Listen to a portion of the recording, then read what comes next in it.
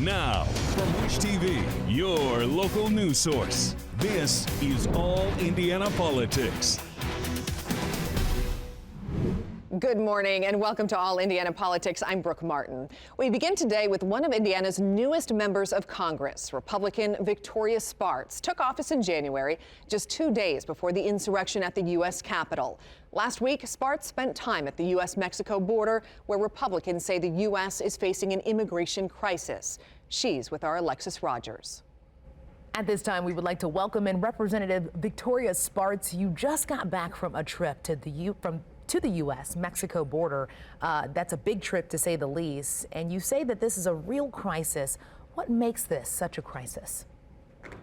Well, I think it's unfortunately that we right now see a surge of children crossing the border, and Border Patrol agents are not equipped to babysit children and change diapers. They should be protecting our borders, but what we've done, we created perverse incentives where there is no way you can do any asylum procedures or anything illegally. But if you illegally cross the border and you are an accompanied minor, we're going to keep you in the country.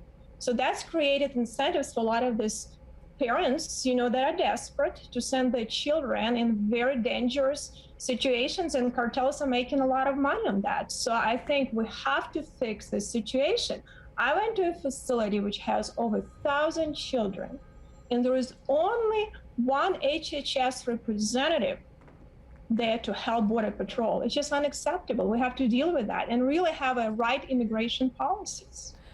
This has been a very big topic on a lot of Americans' minds. But tell me, how is this different from what we saw during the Trump administration? Well, what was happening, what they were doing. So Trump administration were working with Mexico, where people could apply for asylum before they enter the country, and they would have to wait until they can appear in court.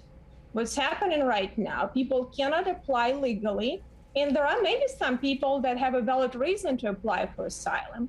So the only way you can apply for asylum if you cross the border illegally. So, and if you are an adult, we send you back. If you have family, and first 100 families sent back to Mexico, if you're 101st family, we will keep you here. But if you are an unaccompanied minor, we're keeping you here and not send you back to your family.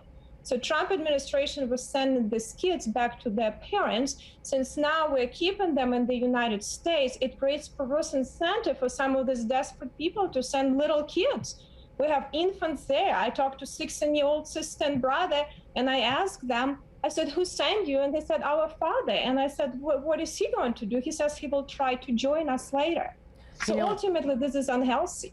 We've definitely been having these conversations about immigration, about the border for quite some time now. I know President Biden says he's trying to fix what was broken over the past 4 years. When it comes to how to fix these issues at the border, what do you think? What should be the first couple of things done to try to fix these issues that you're seeing, that you've seen firsthand at the border? Well, first of all, we need to make sure that we have healthy legal immigration policy and have a healthy procedures. We have backlogs, we have everywhere, through the whole system. Secondly, we have to protect and invest in border infrastructure. I went to legal crossing. There are bridges over 60 years old. We're not investing in good technology for legal crossing.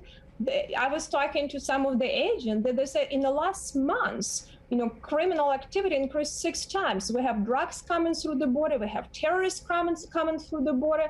We need to make sure that we properly protect our country, but have better legal immigration policy and rethink how we're doing in better procedures. Otherwise, we have unhealthy legal immigration. So we have, incentives to come people illegally, and it's very bad for the people who come in and crossing the border, and it's very bad for Americans. Let's switch gears here a little bit. You've been in Congress for 3 months now. I can't believe it's already been 3 months. I feel like I remember seeing all of your commercials and talking to you during the election period. How does it compare to what you expected that it would be? I think right now it's very unhealthy environment in Congress. Unfortunately, the other side is not willing to have a conversation with Republicans. We have no committee hearings, no debate, no discussion, no deliberation, nothing.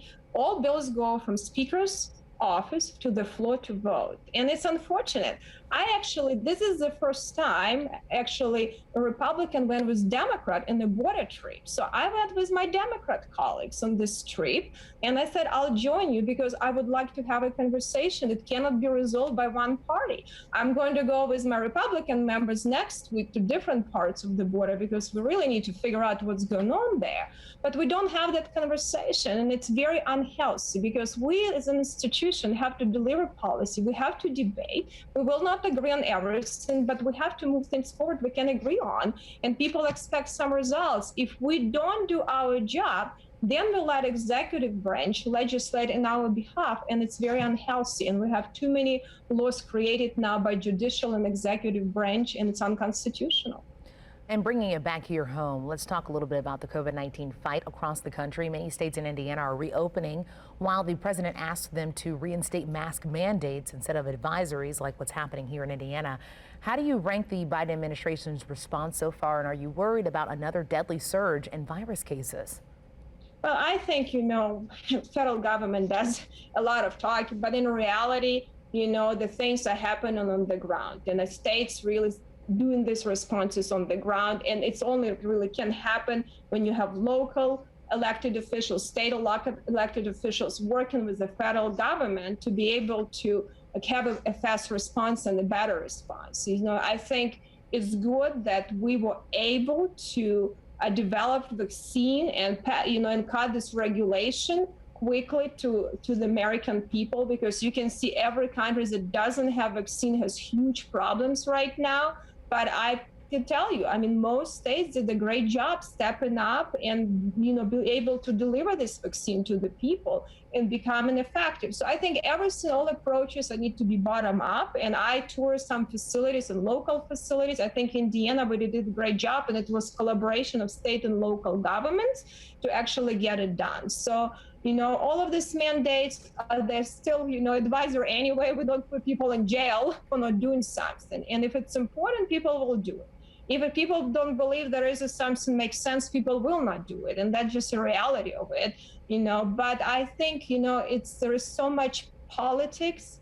It's a very serious situation. We have to reassess how we can really be better prepared for the future. Representative Victoria Spartz, thank you so much for spending time with us, sharing your thoughts with us. We appreciate that.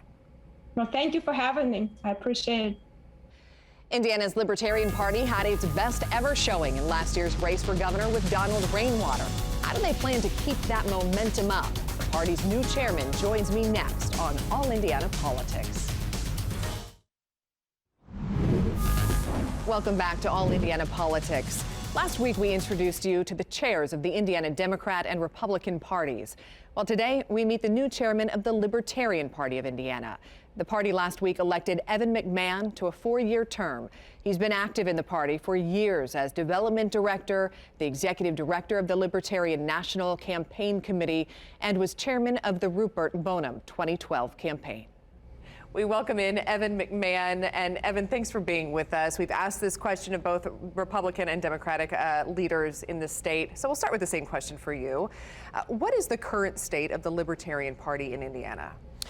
Well, I think it's growing, which we can only really go up. We're the third party in the state, but after Donald Rainwater, our gubernatorial candidate's success in November, he got 11.4% statewide and second place in 32 counties. So a third of the state, we were the second party. So I think we're growing. And what do you credit that momentum with? I think it's mostly comes down to voters, Hoosiers, looking at the two parties and not seeing consistency, not seeing, they say one thing and then they do something completely different when they're in office, and kind of getting tired of it, and knowing that libertarians have stood for the same principles and the same message since 1971. So. And for people who aren't familiar, what are those principles? Basically, it's you do you, I'll do me. Don't hurt people, don't take their stuff, personal responsibility and personal choice. So the government should let you make the choices for yourself and let you deal with the consequences of those choices. Well, speaking of mask mandate, a very controversial issue, the governor has said he's going to lift that along with other COVID restrictions starting Tuesday. President Biden has urged governors across the nation to reinstate the mandates. Is now the right time to end mask mandates in Indiana? I don't think there was ever a right time for a mask mandate in Indiana. I think that if the government had been open and honest about the situation and the dangers and risks, not given false information about just washing your hands, if you remember that was the only recourse at the time, if they had been open and honest about it, people could have made decisions for themselves. And ultimately, I wear a mask in public. Most libertarians wear masks. We support the right of private businesses to require a mask to enter their business. But the government has no business telling you how to protect yourself or protect the people around you. It's not the role. Do you think it was intentional, an intentional lie on the part of the government, or just misinformation? Absolutely. I believe it was an intentional lie. There wasn't enough PPE to go around, and so they told people, hey, just wash your hands and stay 6 feet apart.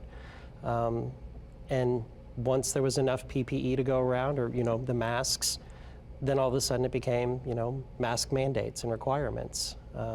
I think there was a lot more that they could have done to prevent the spread, but they just went the wrong way.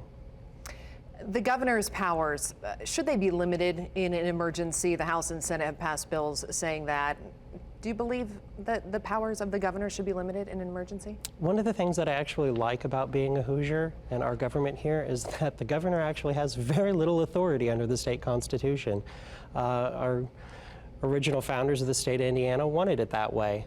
I think that the governor overstepped his bounds. He has some powers, but I think the legislature fell down in their duty to challenge the governor. The governor said he asked the legislature if they wanted to call a special session early in the season, and apparently they said no.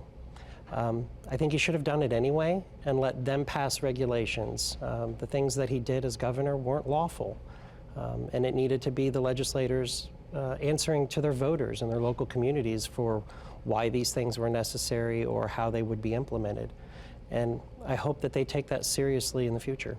The governor, unlawful. Expand on that. What specifically are you talking about? The mask mandate? Not just mask mandates, but capacity limits on businesses, changing hours of operations, closing businesses, saying you're curbside only delivery. There are, for every person that died in the state of Indiana, which my heart breaks, I'm somebody who's immunocompromised, so I took it very seriously. There's also a business that closed. And those lives are harmed just as well, So those powers didn't exist for a reason, because we don't have dictators that can take your livelihood away from you like that. What is the number1 winning issue for libertarians in Indiana? Well, I think that it's going to be taxes, personally. The Republicans have a supermajority. They were bragging the other day that they have 88% of local government control.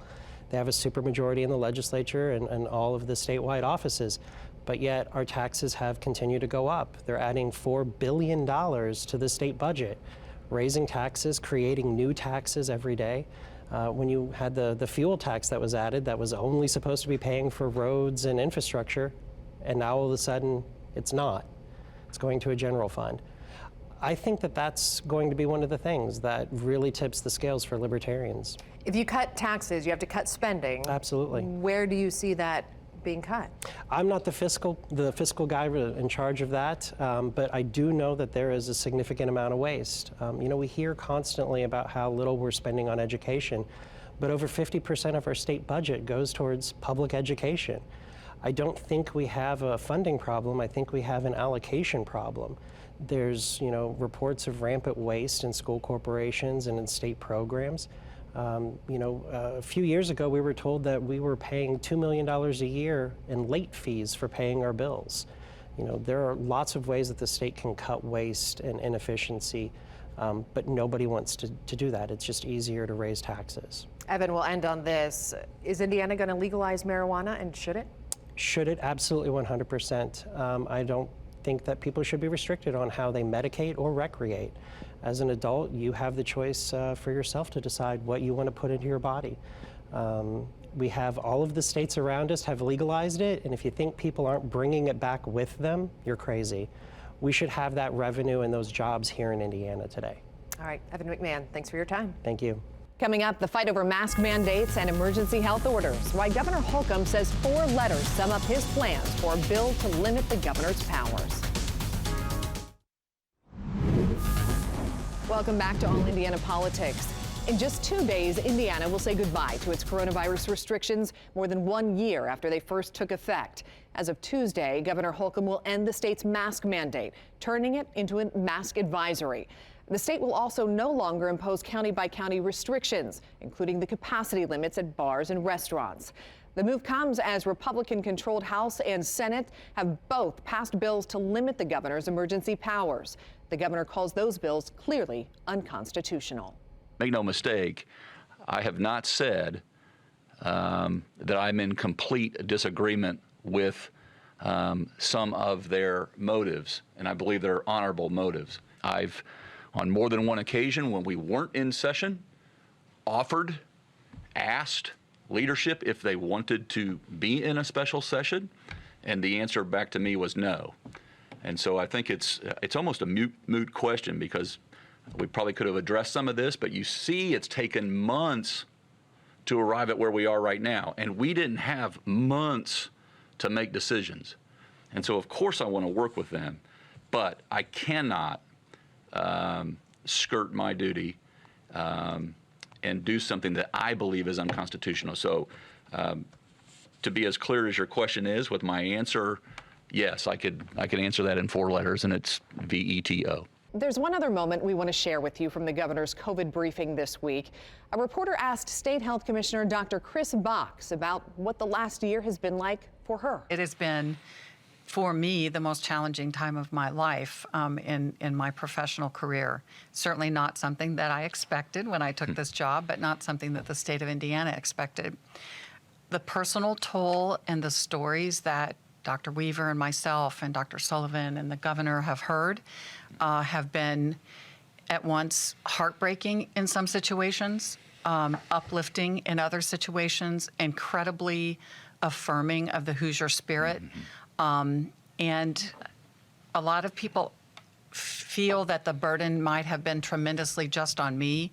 But what I will say is that this has been an incredible team effort. This has been many physicians from the state of Indiana gathering together, many physicians from our hospital systems and from our local health departments gathering with us. The partnerships and the collaboration has been absolutely incredible. And so when I look at it, it has been 2 of the hardest things for me have been the incredible loss of life and the toll that we saw on our long-term care facilities. And then in the last 8 to 10 weeks, not having enough vaccine to give everybody when they want to get vaccinated. So now is a time of incredible hope and light that really I see that ability for the Hoosiers to get back to the lives that we're missing, that we love, our loved ones. Yeah. And just incredibly blessed to be sitting next to this gentleman on my right for all these weeks, because the real true burden fell on his shoulders for a lot of the major decisions that had to be made, taking input from all over the state and from all of his consultants. More than 12,600 people have died from COVID-19 in Indiana. As of this weekend, 1.2 million Hoosiers are now considered fully vaccinated. We'll be right back. Take All Indiana Politics on the go with you. Download our podcast now. Part of the All Indiana Podcast Network and allindianapodcastnetwork.com. We'll keep a close eye on the State House this week. Governor Holcomb has already signed more than 20 bills into law, including one reforming policing in Indiana and another guaranteeing 100% funding for public schools who are using virtual classes.